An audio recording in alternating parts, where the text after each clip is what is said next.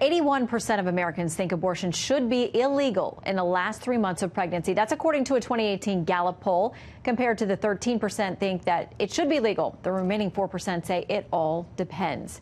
So let's bring in our group tonight. Planned Parenthood's Director of Political Communications, Erica Sacken, CEO and President of Concerned Women for America, Penny Young-Nance, and the White House correspondent at the Daily Caller, Sagar Enjeti, who just asked the president about Northam's comments. Welcome to all of you. Glad to have you here tonight for this discussion. Thanks, Shannon. Sagar, I want to start with you because you talked to the president just a short time ago. What did he say about this? Yeah, I asked the president about Governor Northam's comments. He said he was actually shocked that he would hear that from him. He thought he was a good person based on his discussions with him. I asked him whether he thought this was infanticide. That's not something that he was willing to delve into. But what he did say is he referenced his comments from the 2016 debates in which he said that Democrats would literally rip a baby out of the womb. And he thought that this really exemplified that policy. Broadly, he predicted to me that this would help the pro-life movement at large because he said people are just so outraged about late-term abortion legislation. Okay, I want to just revisit what the governor said today, and he's pushing back tonight on the characterization of what he said. But he was talking about if a late-term abortion, apparently if a woman is in labor, there's a late-term abortion, it's not successful. The baby in some way survives. And he said, to clarify, this is about severely disabled or non-viable babies. But he said if it does, it would be delivered, it would be kept comfortable and resuscitated if that's what the mother and the family desired. And then there would be a discussion between the physicians and mother about what to do next. And Erica, to most people, they hear that. They're going to hear a child has survived the delivery. And now there's going to be a discussion about what to do with it. We're not talking about abortion there. We're talking a baby that's born alive, has somehow survived the procedure. I covered Kermit Gosnell for a month, that trial in Philly. That's why he's in jail.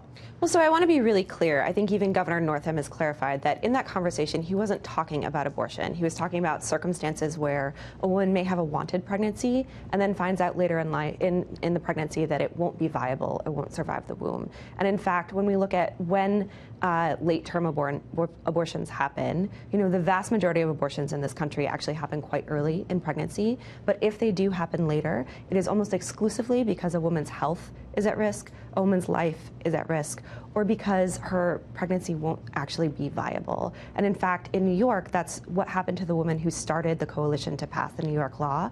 It was a wanted pregnancy, and she found out very late, unfortunately, that her baby wouldn't survive outside the womb. She made the decision she felt was right for her and wanted to make sure that other people in her state could actually get the medical care they needed in their hometown instead of having to travel outside of the state. Can we be clear, though, if the baby does survive, as was the case in Kermit Gosnell, if a baby does survive a late-term attempted abortion, should the baby receive care at that point, outside the womb? Absolutely, and if a baby is born alive, it does receive care. But at the end of the day, these bills aren't actually about that. What the bills do is, in New York and Rhode Island, it says if Roe versus Wade is overturned, which, as we've seen, is more and more likely, women will still be able to access abortion safely and legally. And in Virginia, the bill actually doesn't even go that far.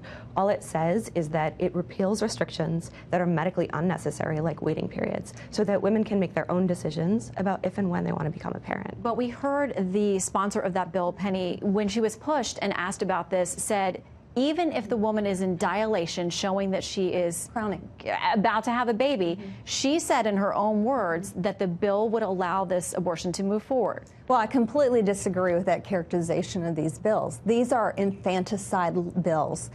Kathy Tren's bill that didn't pass, barely didn't get out of committee, barely. 5-3. Would have allowed for abortion, as she characterized, up until birth. So I want to be very clear about what happens. The job of an abortionist, these aren't doctors, these are abortionists, is to make sure that the baby dies before she gets out of the birth canal.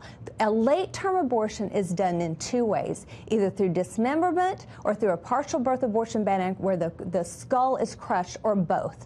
There is a little bit of chance that a baby can still be breathing, but usually not. What he's characterizing is a delivery, and sometime in the cases where there's a problem with the mother, there's an early delivery. In that case, there is care given to that baby, but that's not what they were talking about. They were talking about Kathy Tran's soulless bill.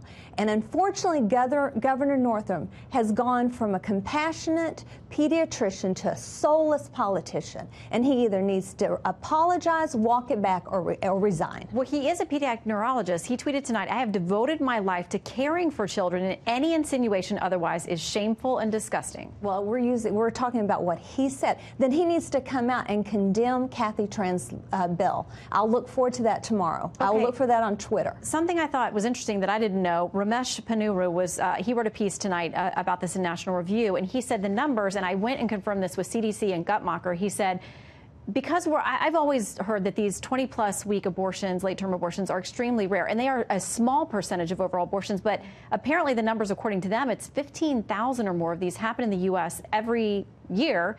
He says that's more than the people who die from gun, homicide, violence. I mean, both of those are serious conversations we need to be having. Well, again, first I want to clear something up here. There is no such thing as abortion up until birth, and none of these bills, and that's just. But you would be against that if a woman wanted to. It's not how medical science works.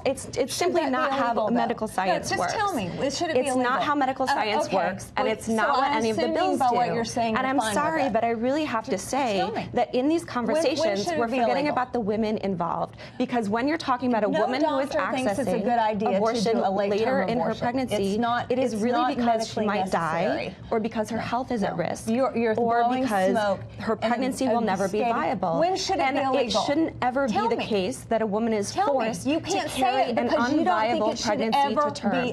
Penny, I'm really trying to have a conversation with you about this, because it is an important conversation to have in this country. For a woman who is making the very difficult and personal decision about whether and when to become a parent, it shouldn't be up to a politician in Washington to tell her what to do. I think one thing that we can agree on is that somebody who's facing this in the third trimester, it's not a pleasant situation for anyone involved, and it's got to be one that is wrought with a lot of consideration. And 15,000 people a year apparently in this country are going through that. I think most Americans would want it to be more rare than that, based on those numbers. Tucker, final word to you. Well, I think what I saw from the president was there's a lot of discussion I've seen about whether his sincerity of the views. He had a real look of disgust whenever he was talking about this, and it seemed to really strike a nerve with him. And I was surprised with the level of levity that the level of seriousness that he gave it whenever he was making those comments. Well, it seems like these bills are doing one thing. They're firing up people on both sides to be more active on this conversation and in legislation on both sides of this. So we'll see if it winds up at the Supreme Court and what happens there. But thank you all for a conversation about it today. Thank you, Shannon.